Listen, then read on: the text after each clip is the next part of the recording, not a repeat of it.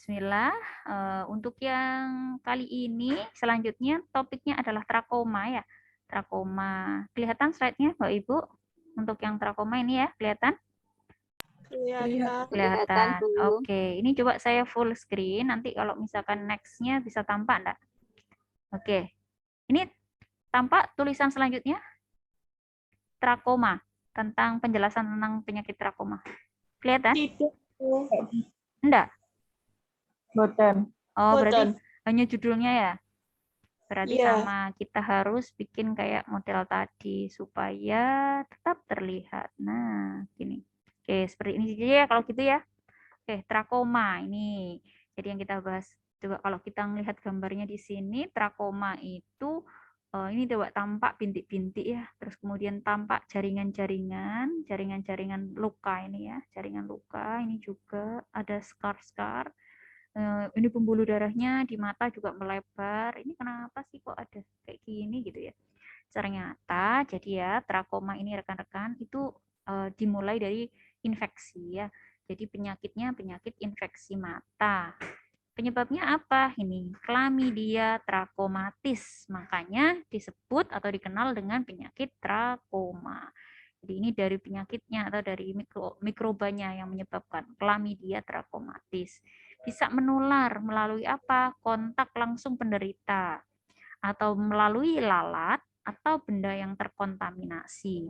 Jadi intinya Chlamydia trachomatis ini berada pada cairan mata dan cairan mata ini ketika kita kontak langsung dengan penderita, cairan yang kena mata kita ya atau kena tangan kita kemudian kena mata kita ya wis tertular atau lalatnya mencok kemana ke mata penderita kemudian menularkan lagi ke orang yang sehat ya otomatis kemungkinan besar akan bisa mengalami infeksi atau benda-benda yang terkontaminasi misalkan handuk digunakan bersamaan yang sudah radang terus kemudian dia terkontaminasi bisa mengakibatkan infeksi trakoma ini. Prevalensinya kayak gimana sih? Jadi trakoma ini sering terjadi khususnya di daerah yang kumuh. Sanitasinya buruk, daerah-daerah miskin. Kenapa kayak gitu? Karena ternyata trakoma ini ya penyebabnya tadi mikroorganisme Chlamydia tadi, Chlamydia trachomatis yang dia sering muncul akibat sanitasi yang jelek, ada di sanitasi yang jelek. Dan banyak sekali ternyata, sampai 84 juta orang terinfeksi oleh Chlamydia trachomatis ini, atau kondisi ini ya dampaknya sampai 1,4% mengalami kebutaan. Jadi dampaknya cukup besar ketika trakoma ini tidak diatasi dengan baik. Kelompok yang resiko tinggi apa? Yang pertama ada anak-anak. Prevalensinya 60 sampai 90%. Kenapa kok anak-anak? Kita tahu bahwasannya anak-anak ini susah gitu ya mengendalikan higienitas. Misalkan dia sama temennya gitu main-main, pegang-pegangan gitu ya, yang terkontaminasi atau benda-bendanya terkontaminasi, dipegang, dipinjam gitu. Tangannya tidak sampai cuci tangan, kemudian dipakai untuk memegang matanya. Nah, sehingga anak-anak ini rentan sekali mengalami terjadinya infeksi mata ini. Atau yang padat penduduk. Kalau padat penduduk ini jelas karena memang kontaminasi orang dengan padat penduduk itu lebih tinggi ya kontaminasinya. Atau dia lebih mudah interaksi. Dan rumah dengan banyak anggota keluarga, ini pasti karena ya semakin banyak orang yang ada di situ bertatap muka secara langsung resikonya akan makin tinggi. Atau minimnya ketersediaan air. Ini kaitannya kalau minimnya ketersediaan air ini kaitannya sama sanitasi ya. Biasanya kalau ketersediaan air minimal, otomatis sanitasinya juga kemungkinan besar buruk. Dan ada beberapa tanda gejala yang perlu kita waspadai. Yang pertama adalah nyeri, gatal, kemudian pedih nih. Nyeri, gatal, pedih. Ya. Atau kita bisa mengenal adanya radang pada konjungtiva yang kita sebut sebagai konjungtivitis. Jadi kelopak matanya mengalami pembengkakan, kemudian produksi air matanya meningkat, jadi apel sumurnya yang diproduksi itu semakin banyak dikeluarkan. Kenapa? Ternyata sebenarnya air mata ini meningkat diproduksi karena salah satu tujuannya adalah untuk merehidrasi atau membersihkan permukaan yang terinfeksi tadi sebenarnya. Itu secara fisiologis dia akan mengalami peningkatan produksi air mata. Atau keluaran cairan kotor, cairannya warnanya kehijauan dari mata. Coba. Jadi sekret yang dikeluarkan itu sampai warna kehijauan. Kenapa kok begitu? Ini ternyata sekret kehijauan ini bentuk akumulasi dari sel-sel darah putih yang dia menangkap atau memakan mikroorganisme yang menginfeksi tadi, menginfeksi. Jadi klamidianya dia terkontaminasi atau dimakan dengan sel-sel darah putih di mata sampai dia muncul kehijauan kayak gini. Fotosensitif, jadi dia lebih peka terhadap cahaya, pandangannya samar karena tadi ada pembengkakan pada area mata. Kemudian ada trichiasis. Kalau trichiasis ini khasnya bulu matanya sampai terbalik. Kalau kita tahu biasanya bulu mata itu menjauhi bola mata, ini masuk balik ke dalam ya maksudnya. Kemudian nyeri pada kelenjar getah bening di depan telinga. Nyeri sekali di kelenjar getah bening di depan telinganya atau jaringan parut pada kornea. Kenapa kok terjadi muncul jaringan parut pada kornea? Ternyata kornea ini rusak akibat ini bulu matanya tadi terbalik. Jadi kalau bulu mata di situ akhirnya dia merusak tadi. Selain juga karena proses infeksi yang terjadi. Kemudian yang perlu kita kenal salah satunya juga adalah stadium ya, stadium trakoma mulai dari stadium 1, stadium 2, nanti ada stadium 3, ada stadium 4. Kalau yang stadium 1 ini awal ya. Pertama ada folikel di konjungtiva. Jadi di konjungtivanya baru ada kemerahan ya, kecil berbentuk seperti folikel. Ada keratitis epitel atau subepitel pada kornea. Di korneanya juga mulai ada keratitis. Jadi mulai ada peradangan-peradangan kecil pada kornea atau sedikit peradangan sampai defek kornea. Korneanya mulai muncul titik-titik hijau. Kalau sudah stadium 2 itu sudah tampak nyata peradangannya. Biasanya folikel konjungtivanya matur, jadi dia warnanya lebih abu-abu. Kalau kita lihat di sini gambar ini ya, di samping-sampingnya itu ada titik-titik ya. Titik-titik itu yang disebut sebagai folikel tadi. Kalau pertama folikel, stadium pertama folikelnya hanya kecil-kecil tak tampak. Kalau sudah stadium 2 sudah mulai matur. Jadi abu-abu sudah mulai titik-titiknya. Keratitisnya superficial dan sudah mulai ada neovaskularisasi atau bisa disebut dengan panus. Apa neovaskularisasi itu atau panus itu? Jadi neovaskularisasi itu sebagai bentuk dari apa namanya ya?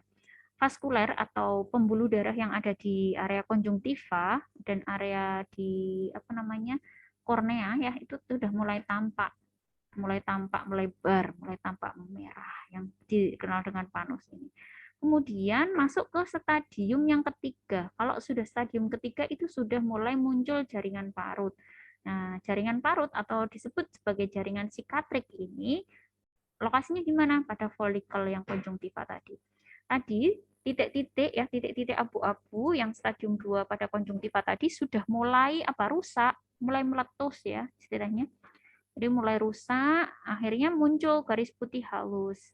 Kemudian panusnya juga tampak nyata, merah-merahnya sudah tampak pembuluh darahnya semakin nyata. Trichiasis juga terjadi. Trichiasis apa tadi? Ini bulu matanya ya masuk ke dalamnya. Jadi masuk mendekati bola mata. Stadium 4-nya, stadiumnya sembuh.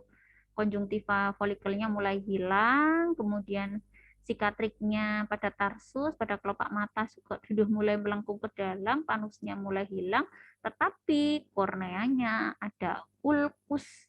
Kenapa kok terjadi ulkus kornea? Karena salah satunya tadi akibat panus yang ekstrim ya, jadi pembuluh darahnya rusak ya, pembuluh darahnya melebar, terus akhirnya korneanya juga mengalami peradangan. Nah, rata-rata kalau sudah seperti itu ya akan terjadi ulkus ini. Coba kita lihat tanda klinisnya trakoma kayak gimana lah. Ini seperti ini. Warna air matanya sudah tampak sampai warnanya agak kuning-kuning kehijauan ya. Ini kurang lebih seperti ini.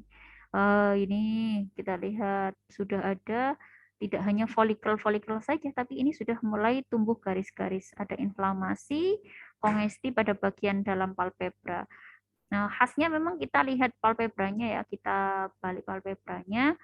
kalau gambar satu ini tadi cairan matanya ada kuning plus khas infeksi bakteri. Jadi khasnya memang ini plusnya warnanya kuning kehijauan. Nih, oke lah gambarannya ini ya, ini yang disebut sebagai papilla, folikel ini yang kecil-kecil, kongesti ini pelebaran, jadi dia merah. Kalau panusnya ini yang pembuluh darahnya di area apa namanya kornea, di area kornea ya udah mulai tampak merah-merah. Nah, ini folikel-folikelnya juga sudah mulai kelihatan semua kayak gini. Nah, ini ada jenis-jenisnya secara objektif menurut WHO ada beberapa yang tampak gejala pada trakoma, ada jenis trakoma folikuler, jadi dia folikelnya mulai tampak ini ya merah-merah, kecil-kecil, merah ini radang, udah ada folikel kecil-kecil ini yang putih-putih kecil. Kemudian kalau yang ini sudah ada inflamasi berat trakomanya, kita sudah tampak ada benang-benang warna putih ya. Kalau ini sikatrik, jadi sudah ada jaringan yang parut. Jadi jaringan parutnya tampak ini merah, putih-putih di sini ini tampak jaringan parut. Kalau yang ini sudah ada trikasis, aduh kalau kita lihat di sini coba, bulu matanya sudah mulai masuk ke dalam. Ini sudah ada kerusakan nih jaringan ini ya. Sudah kerusakan jaringan. Terus kemudian sampai yang paling berat adalah kekeruhan pada kornea. Ini kalau sudah infeksi berat, korneanya bisa infeksi sampai mengalami kekeruhan. Oke, diagnosisnya secara klinis ditekankan pada pemeriksaan bulu mata dan kornea ya. Jadi korneanya dilihat secara klinis gimana, bulu matanya juga gitu, apakah ada bulu mata yang masuk ya, berbelok ke dalam limbusnya. Limbusnya berarti tadi dilihat kelopak mata bagian dalam, apakah ada eversi pada palpebra atas dan konjungtiva area tarsal.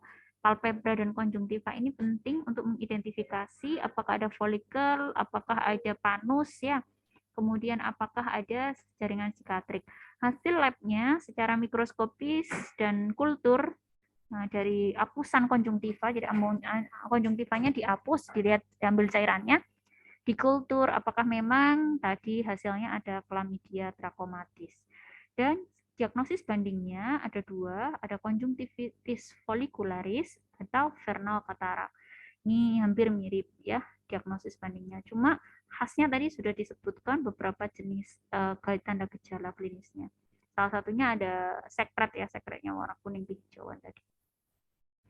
Diapain? Ya, secara ini umum di WHO itu ada ini salah satu identifikasinya harus di save penata laksanaannya. Surgical care, antibiotik, face cleanliness ya, facial cleanliness, kemudian environmental improvement. Berarti yang pertama pembedahan ya, surgical care, kemudian antibiotik, atau yang ketiga facial cleanliness. Cleanliness. Jadi maksudnya apa? Kebersihan area wajah, kemudian environmental improvement, perbaikan pada lingkungan. Antibiotik yang disarankan azitromisin oral atau salep mata tetrasiklin ya.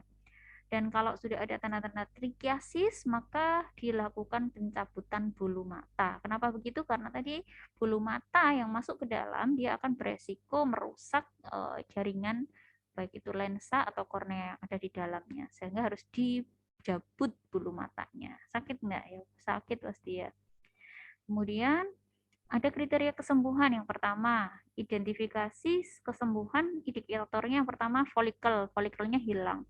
Jadi tadi ada titik-titik warna abu-abu ya, itu sudah mulai hilang. Infiltrat korneanya juga sudah tidak ada. Jadi kornea tadi kan ada cairan yang warna hijau kuningan itu sudah mulai nggak ada.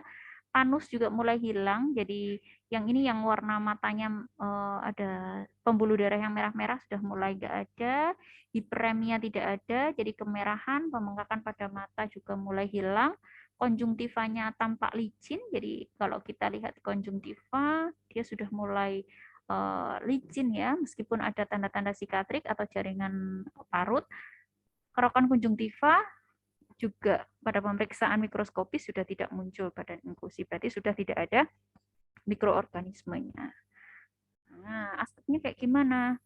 Kalau pasien trakoma, salah satu yang kita lakukan pertama ada pengkajian ya. Tadi sudah dibahas sebelumnya bahwasanya ada manifestasi klinis khas yang harus kita ketahui, tadi sudah saya sebutkan sebelumnya. Secara subjektif dan objektif kita identifikasi apa klinis khas yang muncul, mulai dari adanya panus, kemudian adanya folikel, adanya pembengkakan ya, adanya apa bulu mata yang ini ya, bulu mata yang masuk ke dalam. Keluhan utamanya apa? Kemudian riwayat keluarganya atau orang sekitar dengan infeksi mata yang sama juga harus dikaji karena kita tahu dia beresiko sekali ditularkannya dari orang lain. Kondisi sanitasi lingkungannya bagus atau enggak. Berarti kita perlu mengkaji nih tinggalnya di mana. Kondisinya di lingkungan yang kumuh, di lingkungan yang kotor atau gimana. Dan masalah keperawatan yang bisa muncul yang pertama ini keluhan utamanya memang seringnya nyeri akut, berarti nyeri pada mata, disertai peradangan. Gangguan penglihatan, penglihatannya mulai terganggu, resiko tinggi infeksi. Ini penyebaran infeksi sangat beresiko karena tadi bisa sampai dia mengarah ke kerusakan kan, kerusakan pada kornea sampai pada katarak. Gangguan citra tubuh juga bisa terjadi karena tahu karena tadi bulu matanya sampai kayak gitu, bisa jadi ini beleknya atau apa ya, beleknya muncul banyak akibat cairan lakrimalis yang keluar juga terlalu banyak. Kemudian intervensi yang direncanakan harus disesuaikan dengan masalah keperawatan, tapi kita harus berfokus salah satunya adalah kolaborasi pemberian antibiotik. Kita perlu menjelaskan bagaimana penggunaannya. Ya, antibiotik itu kapan digunakan, bolehnya sampai kapan minimal, cara penggunaan yang benar kayak gimana, bolehkah digunakan bergantian mata kanan dan mata kiri, kalau misalkan hanya salah satu mata terinfeksi, kayak gitu itu harus diedukasi. Edukasi juga kebersihan diri dan lingkungannya, serta bagaimana kebersihan individu dan komunitas. Ini perlu karena tadi dia beresiko sekali menularkan ke orang lain. Perawatan luka post-op mata juga perlu dilakukan. Tadi kan ada proses pembedahan, itu juga bisa diedukasikan atau dijelaskan agar tidak terjadi komplikasi atau peradangan lebih lanjut pada kondisi pasien post-op trakoma. Nih, demikian topik kita kali ini ya. Ada 2 topik ini. So, barangkali ada yang perlu didiskusikan, monggo silahkan bisa tanya-tanya ya. Ini saya stop dulu.